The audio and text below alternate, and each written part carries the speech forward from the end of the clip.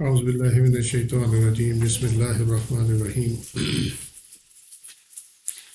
لا الہ الا اللہ وحدہ لا شریک لہ وحدا صمدا لم یلد ولم یولد ولم یکن لہ کفوا احد اللہم صلی علی سیدنا محمد وعلی آل سیدنا محمد وبارک وسلم وصلی علی جمیع الانبیاء والمرسلین۔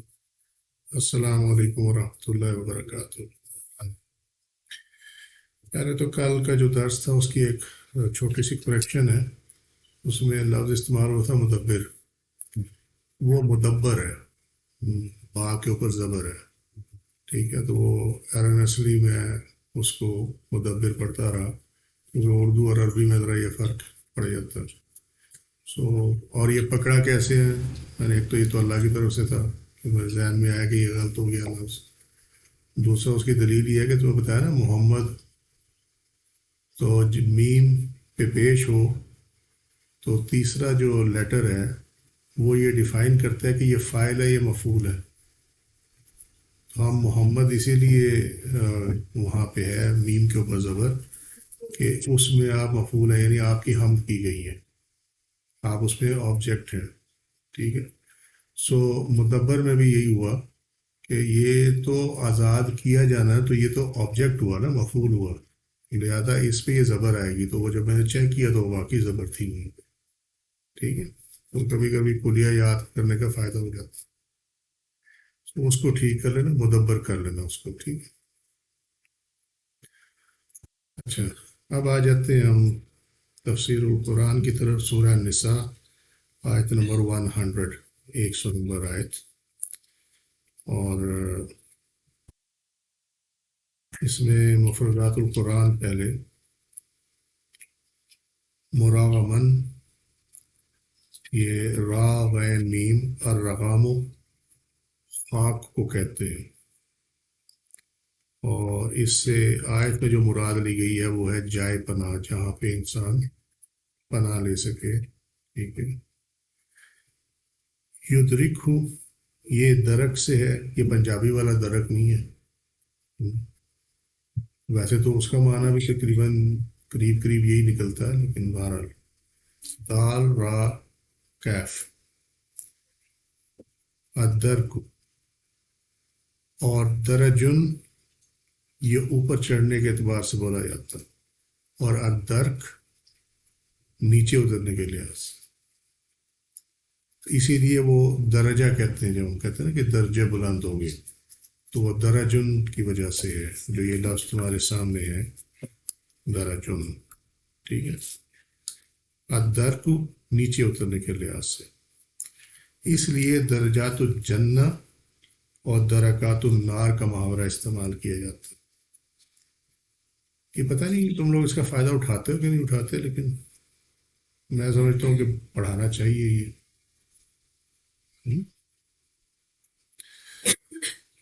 جیسا کہ پستی کے اعتبار سے دوزخ کو حاویہ کہا جاتا ہے، وہ پستی کے اعتبار سے کہا جاتا ہے۔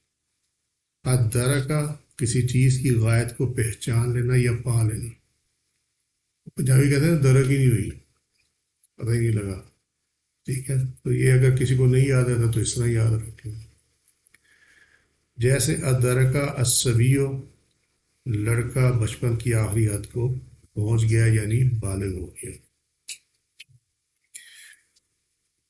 اب وہ جی درک جو ہے وہ تو نیچے کی طرف ہے، اگر غور کیا جائے نا نمبر بڑھتا ہے، زندگی کم ہوتی ہے۔ مجھے تو یہ نہیں سمجھ آتی ہے سالگرہ کس چیز پہ مناتے ہیں، ایک سال کام ہو گیا نہیں وہ تو میں ہمیشہ تمہیں سمجھاتا ہوں نا کہ دنیا یہ انورس ہے، انورسلی پرپورشن ہے، یعنی اصل چیز کیا ہے یہ اس کے الٹ ہے بالکل، ٹھیک ہے۔ کبھی شب برات پہ پھلجڑی چلائی ہے، چلائی ہوگی، اس کو ایسے کر کے گھمایا بھی ہوگا، دائرہ نظر آتا، وہ دائرہ غائب ہو جاتا، بس انسان کی حقیقت اتنی ہے، سمجھے، نظر آتا ہے ہمیں یہ جو ہمارے ارد گرد سب کچھ ہے نا، یہ نظر آتا ہے وہ پھلجڑی کے دائرے کی طرح، اس کے بعد وہ غائب ہو جاتا ہے، بس اتنی ہے. اب وہ غائب ہونے میں کتنا عرصہ لگ جائے یہ ایک علیحدہ بات ہے. اب آ جاتے ہیں جی آیت کی طرف. اعوذ باللہ من الشیطان الرجیم، بسم اللہ الرحمن الرحیم. ومن یہاجر فی سبیل اللہ یجد فی الارض مراغما کثیرا وسعا ومن یخرج من بیتہ مہاجرا الی اللہ ورسولہ ثم یدرکہ الموت فقد وقع اجرہ علی اللہ وکان اللہ غفور رحیم. ومن یہاجر فی سبیل اللہ، جو ہجرت کرے گا فی سبیل اللہ، اللہ کی راہ میں، یجد پائے گا، فی الارض زمین میں، مراغمن جائے پناہ، کثیر وسعا ٹھیک ہے. ومن یخرج من بیتہ، اور جو کوئی اپنے گھر سے نکلے، مہاجرن اس حالت میں کہ وہ ہجرت میں کرے، ٹھیک ہے، الی اللہ و رسولہ، اللہ کی طرف اور اس کے رسول کی طرف، ثم یدرکہ الموت، ہاں وہ ساتھ لکھا ہوا، اس کو نہیں دیکھنا، میں تو نہیں دیکھ رہا اس کو، ٹھیک ہے، وہ سپورٹ کے لیے کہ آپ ایک نظر مار لیں کہ غلط تو نہیں ہو گیا، ٹھیک ہے. یہ ایک طرح کی پریکٹس ہے کہ آپ جب آیت پڑھیں تو آپ کو خود اس کا ترجمہ جو ہے نا آنا چاہیے، اور جو اس کی بیٹر آپشن ہے وہ یہ ہے کہ آپ ترجمہ نہ کریں. If you want to understand Quran, try to understand it within Arabic language. کہ آپ جو پڑھ رہے ہیں نا، آپ کے ذہن میں اس کا معنی آنا چاہیے، ترجمہ نہیں کرنا، ٹھیک ہے. تو وہ نچلی سٹیج پہ تو نہیں ہو سکتا، تو نچلی سٹیج پہ تو ہمیں ترجمہ ہی کرنا پڑتا، لیکن جب یوز ٹو ہو جائے تو پھر کوشش کرو کہ جیسے صبح کو یا شام کو جب بھی اللہ تفید قرآن پڑھ رہے ہیں تو اس کو پڑھتے پڑھتے ہی سمجھو، بجائے اس کی کہ رک کر ذہن میں اس کا ترجمہ کرو، ٹھیک ہے. سو یہ ایک ایکسرسائز ہے، کرو گے تو فائدہ پاؤ گے انشاءاللہ تعالی. ثم یدرکہ الموت، پھر اسے موت آ جائے، فقد وقع، تو پھر واجب ہو گیا، واقع ہو گیا، اجرہ، اس کا اجر، اللہ، اللہ پر، وکان اللہ غفور الرحیم، اور اللہ تعالیٰ ازل سے غفور اور رحیم ہے، ٹھیک ہے. غفور جس کو چاہے معاف کرے، اور رحیم توبہ طائب بندوں کے لیے وہ مہربان ہے. اچھا، اب اس میں اس کی تفسیر میں جانے سے پہلے ایک بہت امپورٹنٹ چیز ہے، وہ پہلے ہی ہم کئی دفعہ ڈسکس کر چکے ہیں لیکن بہرحال وہ کرنا ضروری ہوتی ہے. اٹ سیز فقط وقع اجرہ علی اللہ، کہ اللہ پہ واجب کوئی چیز نہیں ہوتی، ٹھیک ہے. یہ یاد رکھنا، پہلے بھی ہم ڈسکس کر چکے ہیں، تو نئی چیز تمہارے لیے یہ نہیں ہے. اللہ پہ کوئی چیز واجب نہیں ہے. اللہ تعالیٰ اپنے لیے خود یہ فرما دیتا ہے کہ میرے پہ ہو گیا کہ میں اس کا اجر دوں. یہ دو مختلف صورتیں ہیں، ٹھیک ہے. یہ ایسے ہی ہے جیسے کہ کسی کے ذمے زکوٰۃ نہ آتی ہو لیکن وہ کہے گا جی نہیں میں زکوٰۃ دوں، ٹھیک ہے. تو یہ اس کا اپنا فیصلہ ہے، آپ اس کو مجبور نہیں کر سکتے کیونکہ اس میں زکوٰۃ اپلیکیبل نہیں ہوتی. یہ اس صورت میں ہوتا ہے کہ کہیں اس کو کہیں سے پیسے مل گئے، ویسے تو اس میں زکوٰۃ اپلیکیبل نہیں ہوتی، لیکن وہ کہتا ہے کہ جی مجھے یہ اماؤنٹ آئی ہے تو میں چاہتا ہوں اس میں سے زکوٰۃ میں دے دوں، اس کی زکوٰۃ نکال دوں، ٹھیک ہے.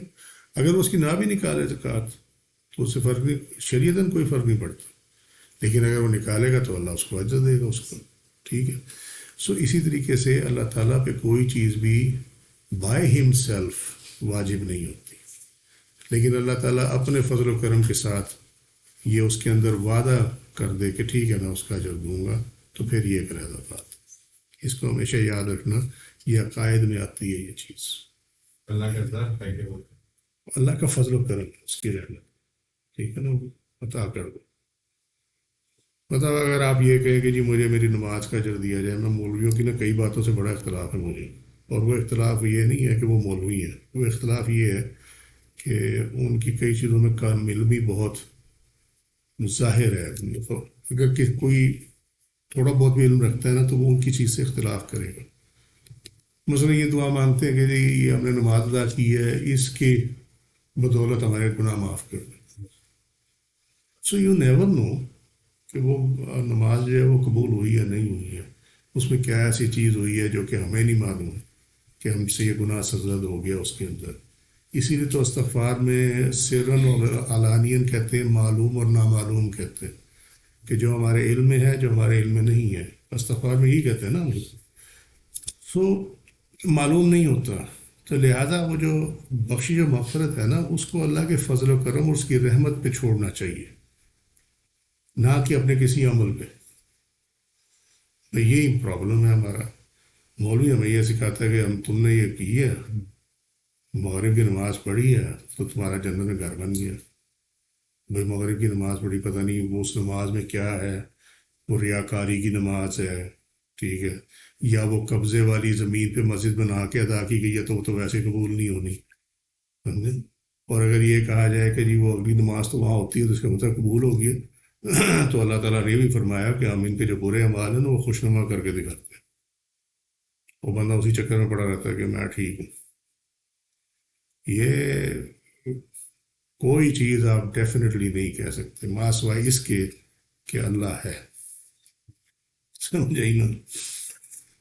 اللہ تعالیٰ برے کاموں میں ڈال کے اور پھر کیا کرتا ہے کہ اس کو اس برائی کا شعور نہیں دیتا، وہ اس کو اچھا سمجھتا رہتا ہے. وہ کہتا ہے اگر وہ غلط ہوتا ہے تو میں پکڑا نہ جاتا، ٹھیک ہے نا. سو اس لیے ان چکروں میں نہیں پڑنا چاہیے. ہمیشہ جب بھی معافی مانگو اللہ سے تو اپنے کسی عمل کی بنیاد پہ مت مانگو، ٹھیک ہے، بلکہ اس کے فضل سے، اس کی رحمت پہ بھروسہ کرتے تو اس سے. اب سوال یہ آ جائے گا جی وہ جو صلاۃ التسبیح پڑھتے ہیں اس کے بعد تو پھر گناہ معاف ہوتے ہیں. تو ہمیشہ کے لیے یاد رکھو، جب بھی کوئی نماز پڑھی جاتی ہے، چاہے وہ فرض ہو، چاہے وہ سنت ہو، چاہے وہ نوافل ہو، صلاۃ التسبیح ہو، تراویح ہو، کچھ بھی ہو، کوئی بھی نماز ہو، وہ ہمیشہ اللہ کے لیے پڑھی جاتی ہے. ٹھیک ہے. یہ دو پورشن ہیں، اس کے دو حصے ہیں.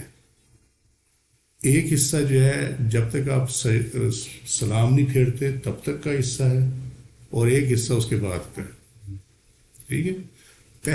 پہلا حصہ جو ہے نا جب تک آپ سلام نہیں پھیرتے وہ سارا اللہ کے لیے. اس میں جو اتحیات میں جو درود شریف ہے اور وہ جو ہے اپنا دعا جو ہم اتحیات میں پڑھتے ہیں وہ سنت ہے. ٹھیک ہے. وہ نبی کریم صلی اللہ علیہ وسلم کی ہم اتباع میں وہ درود شریف اور وہ دعا پڑھتے ہیں. اسی لیے اگر وہ رہ جائے تو تب بھی نماز ہو جاتی ہے، کیونکہ واجب جو ہے وہ ہے شہادت تک. ٹھیک ہے. واشہد ان محمدً عبدہ ورسولہ، یہاں تک جو ہے یہ واجب ہے. اگر اس کے بعد وضو ٹوٹ جائے، ٹھیک ہے، تو آپ کی نماز پھر بھی مکمل ہو گئی. ٹھیک ہے. اگر امام نے سلام پھیر دیا، پہلا سلام پھیر دیا رائٹ سائڈ پہ، اور آپ نے ابھی صرف اتحیات پڑھی ہے، یا آپ صرف درود شریف پڑھ رہے تھے اور سلام پھیر دیا گیا، تو آپ چھوڑ دیں باقی چیز، درود شریف بھی چھوڑ دیں اور پچھلی دعا بھی چھوڑ دیں، تو آپ کی نماز تب بھی ہو جائے گی. سمجھے. سو جہاں بات تھی وہ یہ تھی کہ جو یہ حصہ ہے یہ اللہ کے لیے، دوسرا حصہ بندے کے لیے کہ اس کے بعد وہ دعا کر دے. یہ بندے کے لیے کہ وہ اسے جو دعا مانگنی مانگے، لیکن اس دعا کو نتھی نہ کرے اپنی نماز کے ساتھ. یس، پہلے حصے کے ساتھ نتھی نہ کرے، اس کو پہلے حصے کی قبولیت کی دعا کرے کہ یا اللہ اس کو قبول کرو. ٹھیک ہے. بس دیٹ اینڈس دیئر، فینش. یہ کسی مولوی کے سامنے جا کے کہو گے نا، وہ تمہارا سر کھول دے گا، تیرے کپڑے پھاڑ دے گا. سمجھے. مگر یہ وہ میں تمہیں اللہ کی رحمت اور فضل و کرم سے بتا رہا ہوں جو کہ مقربین کا معاملہ ہے. ٹھیک ہے, وہ اس چیز کو زیادہ سمجھتے ہیں. اللہ کے معاملات کو صدیقین اور صالحین سے بہتر کوئی نہیں جانتا. انبیاء تو جانتے ہیں نا, تو ان کے تو ذکر ہی وہ تو ہے ہی ہے. تو یہ اس میں سے بات ہے, یہ کسی مولوی کے مخطوطے میں سے نہیں ہے, اس کے کسی خط میں سے, کسی رائٹنگ میں سے نہیں ہے یہ بات, سمجھے. اور یہ وہ چیز ہے جو بامشاہدہ ہے. انڈرسٹینڈ یا نہیں؟ اچھا, اب اس کو سمجھنا کیسے ہے؟ وہ تصویر تو بیچ میں ہی رہ گئی. سمجھنا اس کو کیسے ہے؟ سمجھنا اس کو ایسے ہے کہ تم روڈ پہ کھڑے ہو, کچا راستہ ہے, یا کچا نہ بھی ہو, پکا راستہ, سواری گزرتی ہے, گھوڑا گزرتا ہے یا کار گزرتی ہے, اس کے بعد ڈسٹ اڑتی ہے. ایسا ہی ہوتا نا, مغال تو نہیں کہہ رہا. وہ ڈسٹ آپ کے اوپر آتی ہے, وہ گزرنے والا تو گزر جاتا ہے. ٹھیک ہے, اس سینیریو کو یاد ذہن میں رکھنا. جب آپ سلام پھیر لیتے ہیں نا تو وہ معاملہ وہاں ختم ہو جاتا ہے, لیکن اس کا جو غبار ہے نا, نورانی غبار, وہ موجود ہوتا ہے. اس وجہ سے اس حالت میں جو دعا کی جاتی ہے وہ اللہ کے یہاں مقبول ہوتی ہے. سمجھے؟ ٹھیک ہے. اب نقصان کیا ہے پہلے حصے کے ساتھ نتھی کرنے کا؟ وہ نقصان یہ ہے کہ آپ کی دعا جب اللہ قبول کر لے گا تو جو آپ نے نماز ادا کی ہے اس کا اجر آپ نے لے لیا, وصول کر لیا. اب وہ جو اجر ہے وہ اللہ کو فضل و کرم فرما دے تو ایک علیحدہ بات ہے, میں نہیں اس میں کچھ کہہ سکتا. مگر آپ نے اپنی مزدوری وصول کر لی, آپ نے اپنی محنت کی مزدوری وصول کر لی. اصولاً آپ کے کھاتے میں اب وہ نماز نہیں ہوگی آخرت کے اندر. ہاں, اگر اللہ چاہے اپنے فضل و کرم سے داخل کر دے وہ ایک علیحدہ بات ہے, وہ اللہ کا اختیار ہے. کتنا بڑا نقصان ہے. وہ کام جو اس عبادت کو انٹیکٹ رکھ کر ہو سکتا تھا, محفوظ رکھ کے ہو سکتا تھا, وہ آپ نے اس عبادت کے ساتھ نتھی کرنے کی وجہ سے اس کا سارا معاملہ خراب کر دیا. سمجھے؟ تو اس لیے یہ جب پڑھی جاتی ہے نا نماز, جو بھی نماز پڑھی جاتی ہے اس کے پیچھے اب ہمارے نا عام طور پر بندے کے بیک گراؤنڈ میں ہوتا ہے اس نماز سے یہ ہوگا. ٹھیک ہے, وہ نہیں ہونا چاہیے. Got it?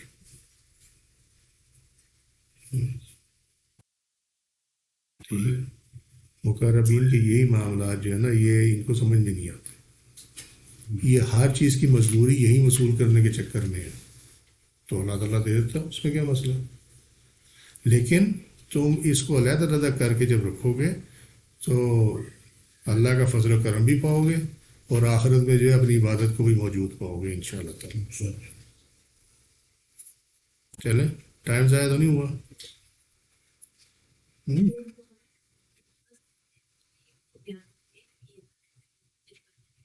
نہیں, یہی تو کیوں بیان کیا ہے پہلے, تاکہ کوئی غلط فہمی نہ ہو جائے کسی سے. ترجمہ میں تو وہ آتا ہے, ٹھیک ہے, لیکن اس کے ساتھ سمجھانا بہت ضروری ہے کہ اللہ کس, دیکھو واجب اس پہ ہوتی ہے جو کسی کے انڈر ہو. یعنی جب بچہ جو ہے وہ 7 سال کا ہو گیا تو اس پہ نماز واجب ہوگی. ٹھیک ہے, اس پہ فرض ہوگی. کیوں کہ وہ مکلف ہے, اللہ تعالیٰ نے اس پہ پابندی رکھی. تو اللہ پہ تو کسی نے پابندی نہیں رکھی نا, کوئی رکھ ہی نہیں سکتا اللہ پہ, اس لیے اس پہ واجب بھی کچھ نہیں ہوتا. یہ عقائد کے اندر ہے یہ چیز. چلیں نہیں آگے.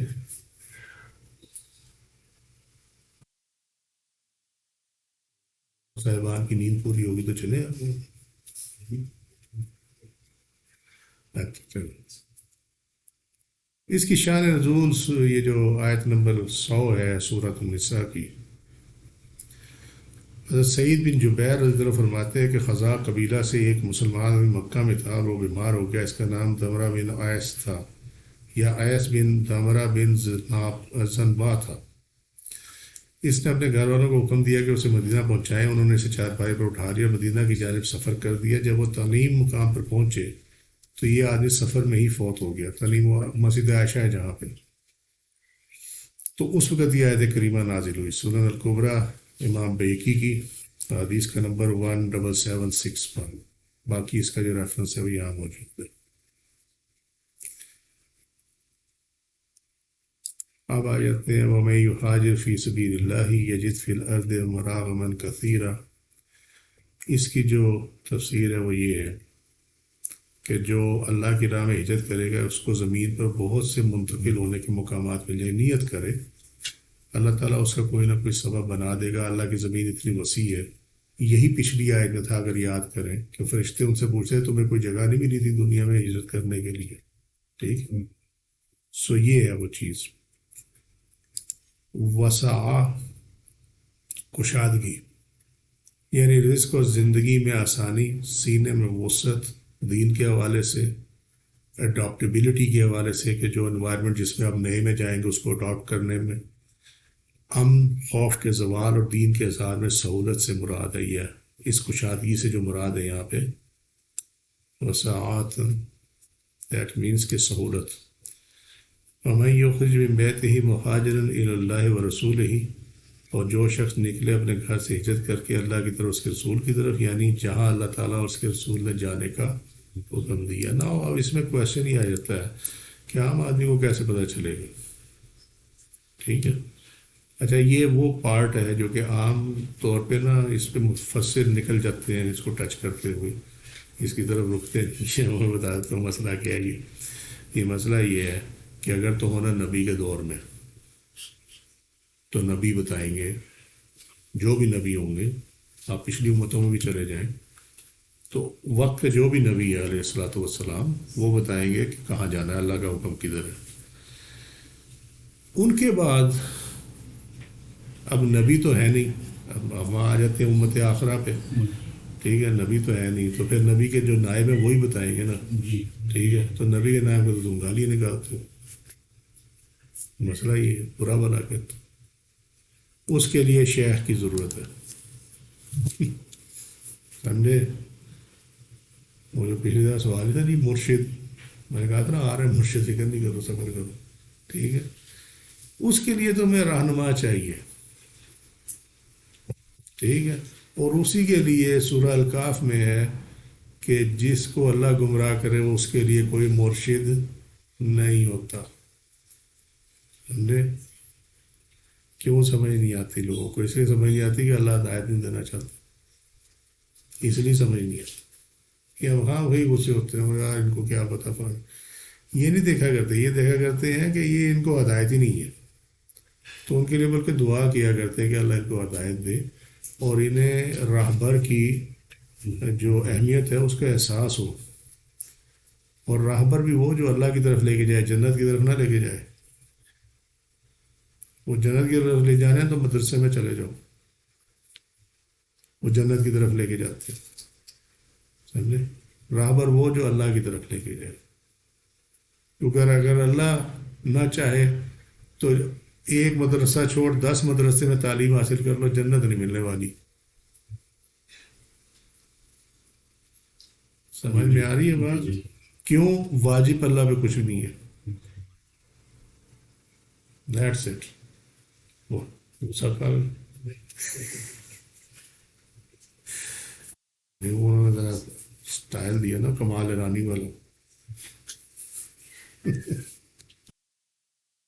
اچھا جی. ثم یدرکہ الموت, اور پھر موت آ جائے. تو جہاں وہ جانا چاہتا تھا اگر وہاں پہنچنے سے پہلے اس کو موت آ جائے تو چونکہ اس کی نیت تھی. ٹھیک ہے. اور یہی نبی کریم صلی اللہ علیہ وسلم کا فرمانا ہے کہ مومن کی نیت اس کے عمل سے بہتر ہے. کیونکہ اگر عمل نہ بھی ہوا نا تو تب بھی اس کو نیت کے نمبر ملیں گے. یہی ہمیشہ تمہیں سمجھاتا ہے کہ یار نیت کے بھی نمبر ملتے. فقط وقع اجرہ علی اللہ, تو ثابت ہو گیا اس کا اجر اللہ کے ذمے. یہ مجازن استعمال کیا گیا ہے کیونکہ اللہ تعالیٰ پہ کوئی چیز واجب نہیں, میٹافورکلی یوز کیا گیا. ٹھیک ہے، اس کا فضل و کرم ہے، وہ دے دے، مہربانی فرما دے۔ انسان کی بدبختی یہ ہے کہ وہ اپنے عمل پہ اجر کلیم کرے، جبکہ ہمیں یہی سمجھایا جاتا ہے۔ یہ بدبختی ہے، سمجھے؟ یہ بدبختی کیسے ہے؟ اب اس کی ذرا گہرائی میں جاؤ تو تمہیں پتہ لگ جائے گا۔ کسی چیز کی قبولیت قبول کرنے والے کے علاوہ کسی کو نہیں پتہ ہوتا، ٹھیک ہے؟ آپ کسی کو گفٹ دیتے ہیں، وہ رکھ لیتا ہے، اب معلوم نہیں کہ اس نے دل سے قبول کیا ہے یا رواداری میں قبول کیا ہے۔ آپ کو تو یہ پتہ ہے کہ جی انہوں نے رکھ لیا ہے، لہٰذا اس کا مطلب قبول کر لیا، یہی ہوا نا، ٹھیک ہے نا؟ اب یہ تو انسان کا انسان سے معاملہ ہے، مگر جب معاملہ اللہ تعالیٰ کی طرف آ جائے اور جو چیز اس کے لیے کی جائے تو پھر اس کے علاوہ اس کی قبولیت کا کسی کو معلوم نہیں، ٹھیک ہے؟ جب انسان اپنے عمل پہ کلیم کرتا ہے نا اس کا اجر، تو اس کا مطلب ہے کہ he has try to play God, کیونکہ اس نے کہا کہ مجھے پتہ ہے میرا عمل قبول ہو گیا۔ بڑی تھن لائن ہے یہ، جی بڑی تھن لائن ہے۔ اس لیے تمہیں کوئی صوفی، کوئی صدیق، کوئی صالح تمہیں اس میں مبتلا نہیں ملے گا کہ مجھے میرے عمل کی اجر دے دی جائے۔ ہمیشہ اللہ سے کرتے ہوئے یہ Yes. کہ قبول ہو جائے۔ وہ کہتے ہیں وہ تو ہو گیا نا، وہ تو تیرے لیے تھا نا، تو میری یہ عرض ہے، اور وہ عرض کس پہ ہوتی ہے؟ مجھ سے مانگو میں دعاؤں کو قبول کرتا ہوں۔ کہیں آپ مجھے الحم سے لے کر والناس تک کوئی آیت مجھے دکھا دے جس پہ یہ ہو کہ تم یہ نماز پڑھو گے تو میں تمہاری دعا قبول کروں گا، کہیں نہیں ہے، سمجھے؟ اور ابھی تو وہ جو اعمال صالحہ ہیں، ٹھیک ہے، یہاں ہر کوئی صالح بنا پھرتا ہے، جب اللہ کی فضل و کرم سے تمہیں اعمال صالحہ کی ڈیٹیل بتائیں گے تو پھر مجھے بتانا کتنوں کے پاس اعمال صالحہ ہیں ان کے اکاؤنٹ میں۔ الا الذین آمنوا وعملوا الصالحات ہے نا، جی بالکل۔ سورہ العصر میں بھی ہے، قریب ترین سورہ جو ہے، جو معلوم ہے، عام لوگوں کو معلوم ہے۔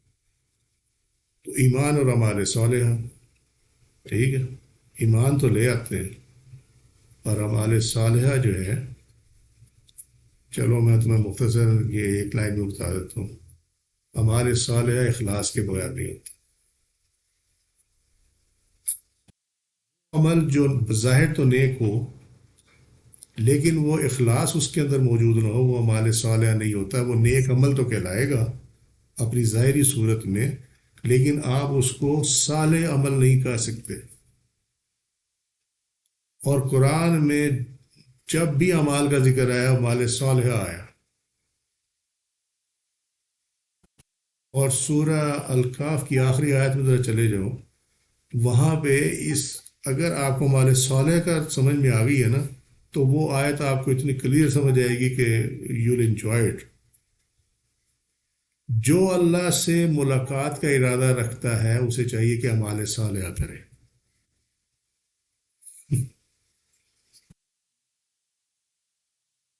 یہی ہے نا، جو اللہ سے ملاقات کرنا چاہے وہ اس کو چاہیے کہ اعمال صالحہ کرے۔ یہ ہے وہ آیت، میں بتاتا ہوں، ٹھیک ہے؟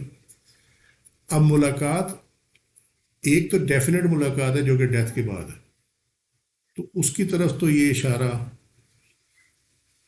ہو بھی سکتا ہے اور نہیں بھی ہو سکتا ہے، مگر یہ زندگی میں جو اللہ سے ملنا چاہے وہ اعمال صالحہ کرے، اور اعمال صالحہ کی ڈیفینیشن یہ ہے کہ وہ اخلاص کے بغیر نہیں ہوتے، ٹھیک ہے؟ درس آگے نا پچھلے سارے اس کے اندر ہونا رہا میں۔ سو اللہ کا قرب بھی مرنے کے بعد بھی اس صورت میں ہے کہ جب اعمال صالح ہو گئے، اور اخلاص والے اعمال وہ واحد اعمال ہے جن کی قبولیت ہی قبولیت ہے۔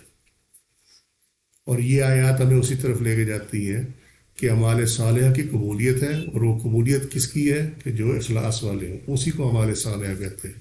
اسی لیے وہ صحیح مسلم کی روایت میں نبی کریم صلی اللہ علیہ وسلم کی جو روایت ہے، آپ کا جو فرمان ہے کہ اللہ فرماتا ہے کہ آج کے دن وہی عمل قبول ہوگا جو میرے لیے تھا. یاد کئی دفعہ پڑھایا وہ، جی اب کلیئر ہو جانی چاہیے چیز. سو وہ نیک عمل تو ہوگا بظاہر اپنی ظاہری صورت کے اندر، جس طرح ایک مسلمان آپ کو نظر آئے وہ اپنی ظاہری صورت میں تو مومن ہے کیونکہ وہ اہل ایمان ہے، اللہ پہ ایمان لایا ہوا ہے، رسول پہ ایمان، کتابوں پہ تفصیل جو ہے، مگر کیا وہ مسلم ہے؟ دس از اندر کوشچن. ہر مومن مسلمان نہیں ہوتا اور ہر مسلمان صالح نہیں ہوتا، یہ ہے مسئلہ. اور جو صالح نہیں ہے وہ مقرب نہیں ہو سکتا. Simple as that. ٹھیک یا نہیں ٹھیک؟ ایمان لے آئے، مومن ہو گیا، احکامات پہ عمل کرنا شروع کر دیا، مسلمان ہو گیا. شرعی احکامات پہ عمل کرنا شروع کر دیا، مسلمان ہو گیا.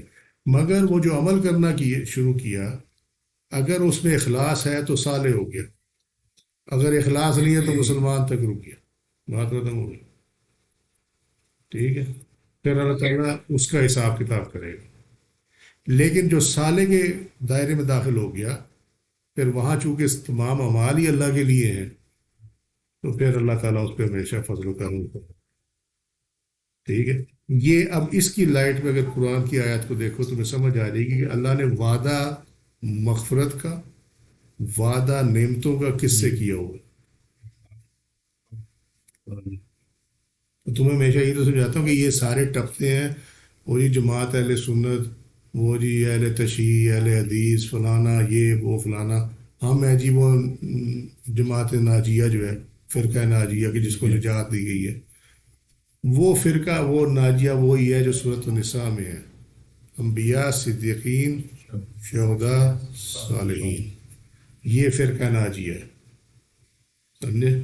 کیونکہ ان میں جو کامن فیکٹر ہے، میتھمیٹکس پڑھی ہے نا، وہ سیٹ ہوتے تھے اس کے اندر، جی سیٹ ہوتے تھے نا. جی تو وہ سیٹ ہونے کی کوئی وجہ ہوتی تھی نا کہ ان میں کوئی چیز مشترک ہوتی تھی. جی تو انبیاء، صدیقین، شہداء اور صالحین میں جو چیز مشترک ہے وہ اخلاص ہے. اور ان کو یہ روز محشر یہ اجازت ہوگی کہ جو ان کے فالوور ہیں ان کو یہ جہنم میں سے نکال کے بھیجیں. صحیح بخاری کی روایت اس پہ دلیل ہے، ثبوت ہے. ان کو یہ اجازت ہوگی، تو لہذا ان کے ساتھ اٹیچ ہونے میں یہ فائدہ. سمجھ میں آئی یا نہیں سمجھ میں آئی؟ چلو شکر ہے آگے.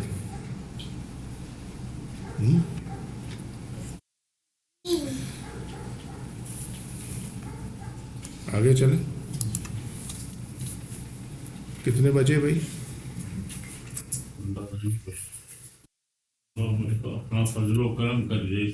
امال میں تو کوئی نہیں بچتا. کوئی تو وہ جو ہمارے صالح ہیں نا، اگر وہ اللہ نے توفیق دی ہوئی ہے نا تو دنیا میں بھی اللہ سے ملاقات ہو جائے گی. جی سورہ کاف کی آیت اس پہ دلیل ہے.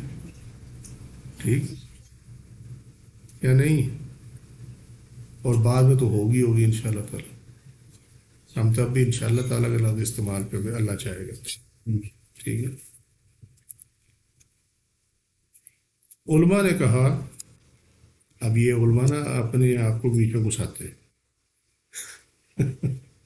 لیکن اچھی بات ہے، چلو ٹھیک. طلب علم، حج، جہاد اور ایسے شہر کی طرف فرار جس میں اللہ تعالیٰ کی اطاعت، قناعت، زہد اور پاکیزہ رزق کی تلاش میں زیادتی ہو تو یہ اللہ تعالیٰ اور اس کے رسول کی طرف ہجرت ہوگی. جسے راستے میں موت آ گئی تو اس کا اجر اللہ تعالیٰ کے ذمے ہے، واللہ عالم. تفسیر مظہری میں یہ لکھا ہوا. ٹھیک ہے جی. یہ جلد 2 صفحہ 478 479. ضیاء القرآن نے اس کو 2016 میں پبلش کیا. ٹھیک ہے جی. اب یہاں ایکچولی جو ہے یہ معاملہ انہوں نے ٹھیک لکھا، کوئی اتنا غلط نہیں لکھا ہوا، ٹھیک لکھا ہوا. جب بھی اللہ کی راہ میں نکلے گا نا بندہ یعنی اللہ کی رضا کے لیے علم حاصل کرنے کے لیے نکلا اور راستے میں معاذ اللہ کو ایکسیڈنٹ ہو گیا، کچھ ہو گیا، اس کو موت آ گئی، اس کا وقت پورا ہو گیا زندگی کا، تو وہ ایسے ہی ہے کہ اللہ کی راہ میں گیا، تو اس کا اجر جو ہے وہ اللہ تعالیٰ اپنی فضل و کرم اور رحمت سے عطا فرمائے گا۔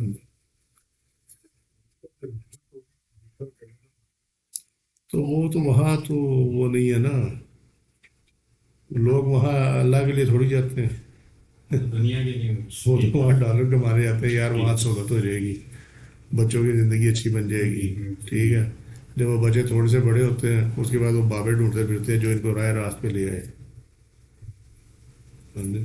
کیا ہدایت ہو جائے ان کی۔ وہ لوگ بھی وہاں پہ جا کے مسجد قائم کریں دین اسلام کے وہ تو اللہ کا کام ہے نا، ٹھیک ہے نا، لیکن اس میں اخلاص کی ضرورت ہے نا، اس میں اخلاص کی ضرورت ہے۔ کئی تو اس لیے جاتے ہیں کہ یار چلو وہاں مسجد مل جائے گی تو بڑا اچھا گزارا ہو جائے گا اور ہمارے بچوں کے رشتے اچھے ہو جائیں گے، اگر یہ پیچھے مقصد ہے تو یہ اخلاص تو نہیں ہے، یہ اخلاص تو نہیں ہے، بظاہر تو اللہ کا نام ہے لیکن اندر سے اپنے معاملات کو ٹھیک کرنا ہے، ٹھیک ہے نا، تو وہ بس اخلاص چاہیے اس کے اندر، آپ اس کو جو مرضی کر لو، اور یس اخلاص چاہیے، جہاں دنیا داری اس کے اندر آئی نا وہاں اخلاص ختم ہو جاتا ہے۔ یہ ایسے ہی ہے جیسے آپ چولہے میں پانی کو رکھ دیں نا، وہ نیچے آگ جلا دیں تو پانی ایویپوریٹ کر جائے گا، اسی طریقے سے اگر نیت کے اندر دنیا داری کی آگ بھر دیں گے نا تو اخلاص ایویپوریٹ کر جائے گا، بس۔ تفسیر صوفیانہ آ گئی تھی۔ سورۃ النساء آیت نمبر 100 میں مہاجرین سے متعلق مطلع کیا گیا ہے جو کہ سبقت لے جانے والوں میں سے، یہ وہی ہیں جو 3 گروپ نہیں ہیں امت کے اندر، اپنے پہ ظلم کرنے والے، درمیان میں رہنے والے، اور نیکیوں میں ایک دوسرے سے سبقت لے جانے والے۔ اس آیت میں اشارہ ہے، اس میں غایت یہ ہے کہ راہ طلب کے ابتدا ہی میں طالب پر انسانی کمزوری، حیوانی جبلت، شیطانی وسواس اور فطری خوف غالب آ جاتا ہے۔ جب وہ چلتا ہے نا، ٹھیک ہے، تو جو شروع میں اس کے ساتھ ہوتی ہے نا، وہ کہتا ہے یار میں پہلے ٹھیک تھا، جب شروع ہوتا ہے نا، ایکچولی ہوتا کیا ہے، ہوتا یہ ہے کہ یاد رکھو عام انسان جب اپنی زندگی گزارتا ہے وہ اپنی مرضی کرتا ہے، ٹھیک ہے، مرضی کرتا ہے اور وہ مرضی میں خوش رہتا ہے، اگر اس کو مرضی میں فائدہ ہو جائے تو اپنے آپ کو داد دیتا، ٹھیک ہے، اور اگر خرابی ہو جائے تو وہ کندھا ڈھونڈتا ہے کہ کس کی وجہ سے یہ خرابی ہوئی۔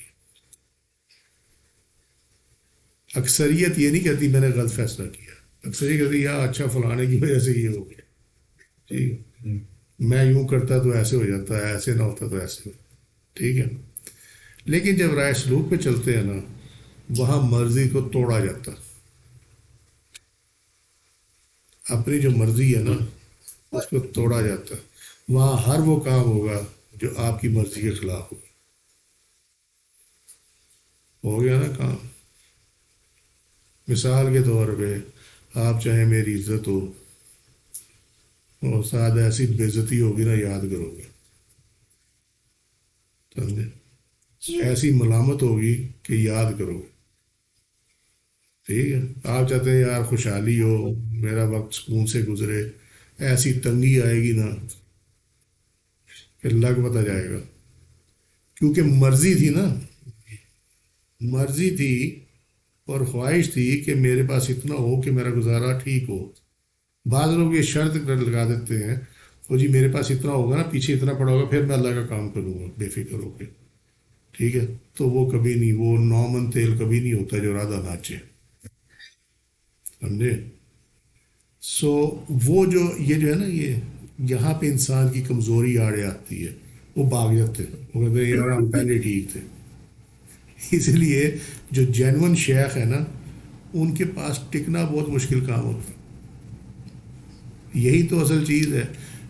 بات یہ ہے کہ بندہ اللہ کی جماعت میں جائے گا ہی تب جب وہ شیطان کی صفت کو چھوڑے گا، ٹھیک ہے، اور شیطان کی ابتدائی صفت کیا تھی؟ میری مرضی، میری مرضی، کیونکہ وہ اللہ کی مرضی پہ راضی نہیں نہ ہوا. اس نے کہا میری مرضی یہ ہے کہ مجھے خلیفہ بنایا جائے کیونکہ میں سپیریئر ہوں، تخلیق کے حوالے سے بھی اور عبادت کے حوالے سے بھی. ٹھیک ہے، یہی ہوا نا. سو پہلی جبلت تو ہے ہی یہی، میری مرضی، اور میرا جسم میری مرضی والا کام. ٹھیک ہے. سو اسی مرضی کو توڑا جاتا ہے کہ تاکہ تو شیطانیت کے دائرے میں سے نکلے، اس کی جماعت میں سے نکلے، اور وہ ہم راضی نہیں ہوتے. یہ جو سوال ہوتا ہے نا کہ جی جب بندے کا دل نہ کرے، جس پہ اللہ راضی ہے اس کی رضا میں بندے کا دل نہ کرے وہ کام کرنے کو، اور بندے کا دل کر رہا ہو کہ کچھ اور کروں، میں اس کے اپوزٹ کروں، تو یہ دراصل یہ وہ پوائنٹ ہے جہاں پہ آپ اس پہ اللہ کا شکر بھی ادا کرنا چاہیے کہ آپ کو یہ سمجھ ہے کہ اللہ کی رضا تو یہ ہے اور میری رضا یہ ہے. اور دوسری بات یہ ہے کہ پھر آپ کو کر گزرنا چاہیے جو اللہ کی رضا ہے. جہاں آپ سوچ میں پڑے وہاں پہ آپ کے ساتھ وہ جو لگا ہوا ہے نا شیطان ساتھ پیدائشی طور پہ، وہ وسوسے جب ڈالے گا آپ وسوسے میں گریں گے تو آپ وہ کام نہیں کریں گے. لہذا جب آپ کو یہ سمجھ آ گئی نا کہ یہ اللہ کی رضا اسی میں ہے تو اس کو کر گزرنا چاہیے، اس پہ ویٹ نہیں کرنا چاہیے کسی قسم کا بھی. سوچی پیا کم ہو گیا. تو میں کہہ رہا ہوں یہی تو خوش قسمتی ہے کہ آپ کو یہ پتہ چلے کہ اللہ کی رضا ہے. لیکن کچھ چیزیں ایسی ہیں جو آپ آرام سے بھی سمجھ سکتے ہیں کہ جو نیک کام ہے وہ اللہ کی رضا ہے. ٹھیک ہے، اللہ کی رضا اس میں کہ آپ نیکی کو اختیار کریں، کم سے کم یہ تو کر سکتے ہیں نا. یہ تو ایک بیسک لیسن ہے زندگی کا. تو باقی ہر قدم پہ راہبر کی ضرورت ہوتی ہے. مسئلہ یہ ہے. اور یہ میسر نہیں آتا، یہ میسر تب آئے گی جب آپ نیت کریں گے. پس وہ موجودہ وطن یعنی موجودہ حالات میں گرے رہنے کی بجائے راہ سلوک پر کامزن دوسرے دینی بھائیوں کی طرف ہجرت کرے. جب اس پہ یہ کمزوری غالب آ جائے نا تو وہ راہ سلوک پہ جو لوگ چل رہے ہیں نا ان کی طرف رجوع کرے. ٹھیک ہے. اضافی اشارہ یہ ہے کہ وہ راہ سلوک پر چلنے والوں کے ساتھ یعنی سفر طریقت کرتے ہوئے اپنی اصلاح کرے اور باطنی امراض قلب سے نجات حاصل کرے، دین، عقائد و اعمال کی تصحیح کرے اور مرشد کامل سے خیر و برکت حاصل کرے، کیونکہ مرشد کامل پاک، رحم دل اور شفیق ہوتا ہے اور طالب کے باطنی امراض قلب کا علاج کرتا ہے اور اسے منزل مقصود تک پہنچاتا ہے. آگے جی مرشد. ٹھیک ہے. پھر نفس اس کا دھیان رزق کی تنگی اور بے صبری کی طرف دلاتا ہے. واضح نا. اور یہ قرآن میں بھی ہے کہ یہ تمہیں جو ہے نا رزق کی تنگی میں کا خوف دلائے گا، رزق کی تنگی کا، بے صبری کی طرف دلاتا ہے، اور شیطان اسے فقر یعنی غربت سے ڈراتا ہے. جبکہ اس معاملے میں اللہ تعالیٰ کا فرمان ہے وَاللَّهُ يَعِيدُكُم مَغْفِرَاتٌ مِّنْهُ وَفَضْلًا، سورہ البقرہ آیت نمبر 268. اور اللہ تم سے اپنی بخشش اور فضل کا وعدہ فرماتا ہے. ٹھیک ہے، واجب نہیں کرتا، وعدہ فرماتا ہونے والی چیز ہے. وہ اِنَّكَ لَتُخْلِفُ الْمِيعَادَ کہ اللہ تعالیٰ اپنے وعدے کے خلاف نہیں کرتا. ٹھیک ہے. وعدہ کرنا ایک اور چیز ہے، لازم کرنا ایک اور چیز ہے. یہ اللہ کی شان ہے کہ وہ وعدے کے خلاف نہیں کرتا. ہاں، یہ اللہ کی شان ہے کہ وعدے کے خلاف نہیں کرتا. ٹھیک ہے. لیکن آپ اسے مینڈیٹری نہیں کر سکتے. وعدہ اس نے خود کیا ہے، مینڈیٹری آپ اس کے نہیں کر سکتے کہ تو دے ہی دے گا. یہ ہاں جب اس نے وعدہ کر لیا تو پھر وہ پورا کر دے گا، اس کو بات ختم ہوگی. اتنی سی بات ہے. سو یہ اپنی طرف سے وعدہ اس نے فرمایا ہے، کسی کی طرف کسی کی وجہ سے وعدہ نہیں فرمایا. ٹھیک ہوگی بات. یہ فرق ہے اس کا. وَمَن يُهَاجِرْ فِي سَبِيلِ اللَّهِ یعنی جس نے طلب الہی کے لیے ہجرت کی، یجد فی الارض مراغما کثیرا یعنی طلب الہی میں درپیش مصائب طلب دنیا پیش آنے مصائب سے بہتر ہے، اور راہ طلب حق پر چلنے والے دینی بھائی سے اس کے حقیقی بھائیوں سے بہتر ہے. اور راہ طلب حق میں رزق وسیع ہے، اس میں ایک اشارہ ہے. سمجھے؟ پھنس گئے تم لوگ. طلب حق میں درپیش مصائب کہ جو اللہ تعالیٰ کی راہ میں اللہ تعالیٰ تک پہنچنے کے لیے جو آپ پہ پریشانیاں اور مشکلات آتی ہیں وہ بہتر ہے اس سے جو کہ آپ کو دنیا کی طلب میں پیش آتی ہیں، دنیا حاصل کرنے میں پیش آتی ہیں. ٹھیک ہے، یہ اس سے بہتر ہے.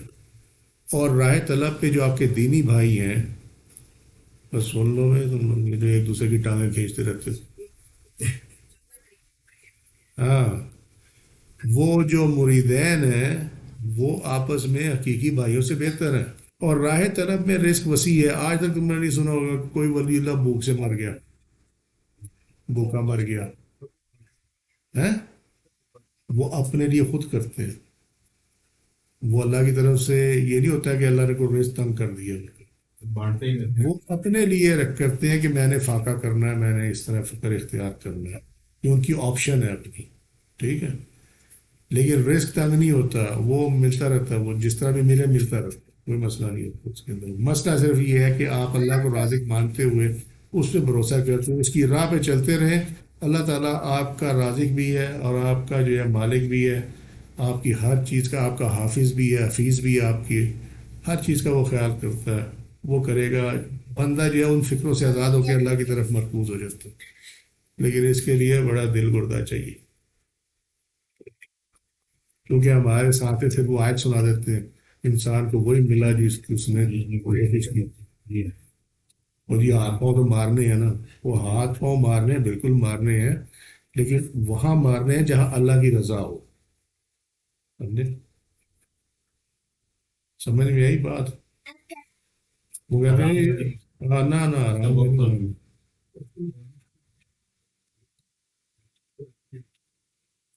کسب معاش منع نہیں ہے. میری بات کو سمجھنے شاید میں ایکسپلین نہیں کر سکا، میری غلطی ہوگی. کسب معاش منع نہیں ہے، لیکن آپ کسب معاش وہاں کریں جہاں پہ اللہ کی رضا ہو. سمجھے؟ حلال حلال. اور آپ اللہ سے یہ دعا کریں کہ یا اللہ جہاں سے تو مجھے دینا چاہتا ہے مجھے وہ راہ عطا کر دے. اب وہ چاہے آپ کو ملازمت دے دے، چاہے آپ کو کاروبار دے دے، ٹھیک ہے، چاہے کوئی اور ذریعہ بنا دے، یہ اس کا اختیار ہے. ٹھیک ہے. آپ جب کہتے ہیں نا کہ میں منسٹر بن جاؤں، میں فلانا ہو جاؤں، میں ڈی سی بن جاؤں گا، میری عزت ہوگی، فلانا ہوگی، بڑا مرتبہ ہوگا، یہ ہوگا، یہ ہے طلب دنیا. اس میں اللہ کی رضا کوئی نہیں دیکھتا. اس میں ایک اور اشارہ ہے، جو بشریت سے ہجرت کر کے رب کی حضوری کی طلب کی طرف جاتا ہے، بشریت سے نکل کر رب کی طرف جاتا ہے، وہ انسانوں کی زمین یعنی اپنے باطن میں پاتا ہے. وہ وسعت اپنے باطن میں پائے گا، اور اسی وسعت کا نتیجہ ہے کہ وہ فکر معاش کو بھول جاتا. سمجھ میں آئی بات؟ وہ جو 4 علوم تھے نا جو کشف المعجوم میں لکھے، اس میں ایک یہ بھی ہے کہ میرا رزق آیا ہوا ہے، وہ مجھے ڈھونڈتا پھرتا. سمجھے؟ اچھا جی. مراغمن کثیرہ، قلب، روح اور مخفی اسرار کی مناظر اور حال، یعنی وہ جوش و سرور کی کیفیت جس کا تعلق استغراق، یاد الہی یا لطف الہی سے ہوتا ہے. اب یہ چونکہ ٹائم ہے کم، اس کو ہم انشاءاللہ نیکسٹ اس میں یہیں سے شروع کریں گے. تو پھر یہ کلیئر ہو، کیونکہ یہ ایسی نہیں ہے کہ میں تمہیں پڑھا کے تو ایسے نکل دوں گا. ٹھیک ہے. ہمارے اللہ رسول سبحانک اللہم و بحمدک، اشہد ان لا الہ الا انت، استغفرک و اتوب الیک. آمنت بالرسول وظلمت نفسی فاغفر لی فإنہ لا یغفر الذنوب الا انت. سبحان ربک رب العزۃ عما یصفون وسلام علی المرسلین والحمد للہ رب العالمین. السلام علیکم ورحمۃ اللہ.